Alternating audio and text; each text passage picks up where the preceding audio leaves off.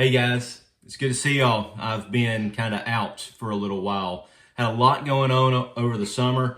Most of you guys know that I preach full time, and so we had a lot of traveling to do, a lot of vacation Bible schools, a lot of revival meetings and things like that to preach at.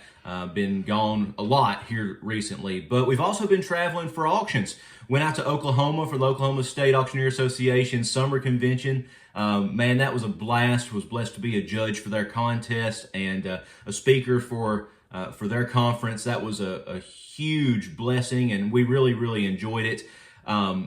A lot of other things going on. I've been going around to several auctions at home for the company that I work for have picked up on the live auction front. We've been having a lot of those, and I hope that you've been just as blessed with things to do and places to go and people to see. Y'all like my hat? This is courtesy of my new good friend Paul Ramirez, Western Ag Life podcast. If you're not on that, you need to. Paul and his crew have a lot of great things to say, and get you a cap while you're at it. Thanks, Paul, for sending that my way.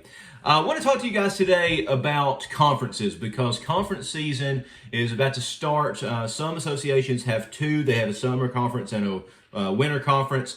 It's from my perspective, now your association may do something completely different, but from my perspective, fewer associations have summer conferences and more of them have winter conferences. And it's at the winter conference that most associations have their state contest, their state championship, or whatever you want to call it. The big contest for that state, whether it's open or not, is usually in the winter. So let me talk just for a minute about being a part of an association that's putting on a contest. If you're putting on a contest, the first thing you have to do is get your judges. You want to get good judges, qualified judges, and how you pick a judge is kind of unique to you. And so there are some who want to pick a judge who is a livestock guy, and then another judge who's a car guy, and then another judge who's a real estate guy, and then another judge who may not even have an auctioneer's license, but has worked with many auctions, like you might have some kind of,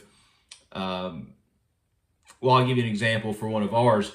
We had a contest not too long ago. There was a guy who's a judge who had been involved in the registered cattle business.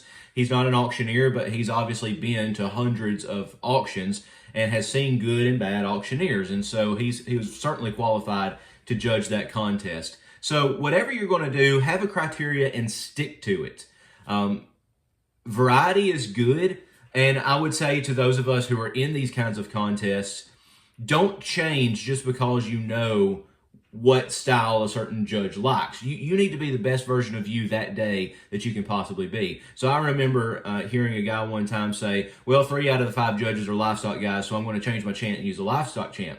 If that is something that you can do and something you think will work for you, by all means, go for it. For me, that's not something that's going to work for me. It's not something that I'm going to succeed with. Okay, so that's step number one. Number two is more for the association. There's a right way and a wrong way to treat your judges. The wrong way is to have them come in, to not introduce them, to not say anything about them, to not give them a chance to showcase their talents as an auctioneer. You know, if you're putting on a contest and you've got judges who are qualified auctioneers, you need to have maybe one item for them to sell at the fun auction or something like that. It gets them a little exposure, but it also does really good for the association to say, look, we have contact with these guys who actually know a thing or two about what they're doing, and here's a way for them to showcase that. So treat your judges really well. Pay for their hotel rooms. Pay for their travel expenses to the degree that you can. I know that's not going to be the case for everybody. When we went to Oklahoma, Oklahoma did a great job taking care of us, and I'm incredibly thankful for that. But we had to rent a car. We could have flown, but it would have cost way more. It would have cost about $500 more for me and my wife to fly out there and then rent a car, or even Uber everywhere. So we rented a car, and they were really good about compensating for our travel. And that's a great thing. If you're a state association, compensate your speakers, compensate your judges, because it's a hard thing. So this is something that I want to talk about most, and that is, it is a hard thing to be a judge, not only because you're judging different auctioneers, and you're trying to work through the scorecard in a fair and streamlined way. But it's a hard thing because you have a schedule. You might have auctions lined up. You might work 2 or 3 jobs, whatever. And then you come out to the state association. You're giving of your time. You're giving of your resources if they're also going to ask you to speak that day.